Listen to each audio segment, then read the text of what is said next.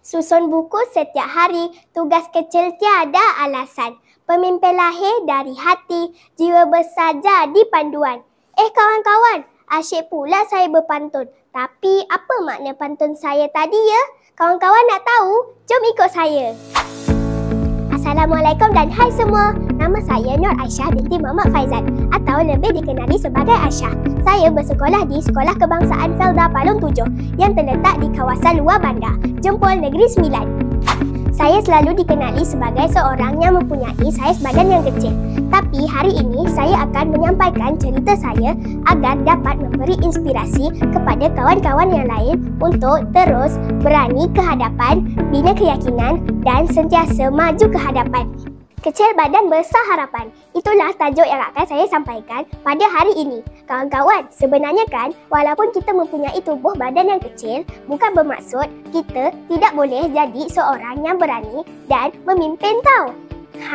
Buktinya di sini. Saya merupakan seorang pengawas pusat sumber sekolah dari saya berumur 9 tahun hingga kini 11 tahun. Pada tahun ini juga, saya memegang jawatan sebagai penolong ketua pengawas pusat sumber sekolah.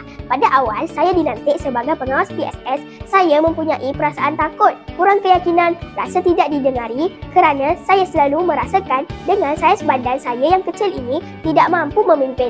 Tapi jika kita tidak ubah diri kita, siapa lagi kan?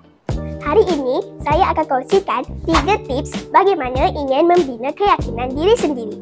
Pertama, kita perlu mengenali kekuatan diri sendiri. Apabila kita sedar kekuatan diri, kita akan lebih yakin untuk menggunakan kelebihan itu bagi membantu orang lain. Sebagai contoh, seperti saya kurang mahir dalam aktiviti co-curriculum yang melibatkan kekuatan fizikal, tapi saya mencari kekuatan diri saya untuk tetap mengharumkan nama sekolah dalam setiap pertandingan luar yang saya sertai dengan menggunakan kekuatan lisan saya. Dan hasilnya, saya berjaya mendapat johan pertandingan pembangunan aplikasi Android, peringkat negeri dan mewakili Negeri Sembilan ke peringkat kebangsaan.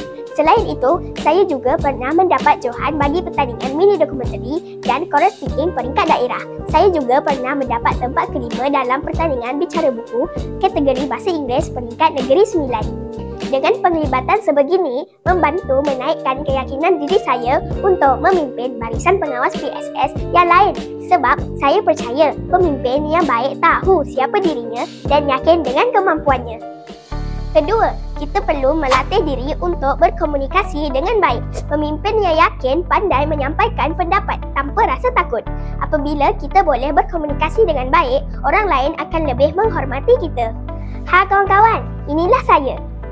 Ketika ini, saya menjadi pempamer reruai di pameran STEM dan AI, program Madani Rakyat.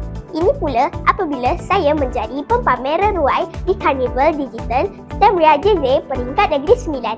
Dan ini adalah saya ketika menjadi panel dalam podcast Diary Murid yang akan ditayangkan di platform The 5 Flix yang boleh ditonton oleh semua murid seluruh Malaysia. Ingat tau kawan-kawan, kata-kata yang baik mencerminkan kepimpinan yang matang. Akhir sekali, kita perlu berani mencuba dan jangan takut untuk gagal. Keyakinan tidak datang dengan serta-merta tetapi melalui pengalaman mencuba. Inilah saya ketika menemu bual YB Adun Palung, YB Datuk Haji Mustafa Nago ketika membuat liputan mesyuarat agung PIBG. Dan hasil temu bual itu, Pusat Sumber Sekolah berjaya mendapat sumbangan sebanyak RM2,000 bagi penubuhan studio TV PSS. Satu pengalaman yang berharga buat saya. Ingat tahu kawan-kawan, jangan takut untuk mencuba. Setiap kali kita mencuba, keyakinan kita juga akan bertambah. Kepimpinan tidak diukur melalui saiz atau kekuatan fizikal, tetapi melalui semangat, keikhlasan dan keberanian untuk berbuat kebaikan.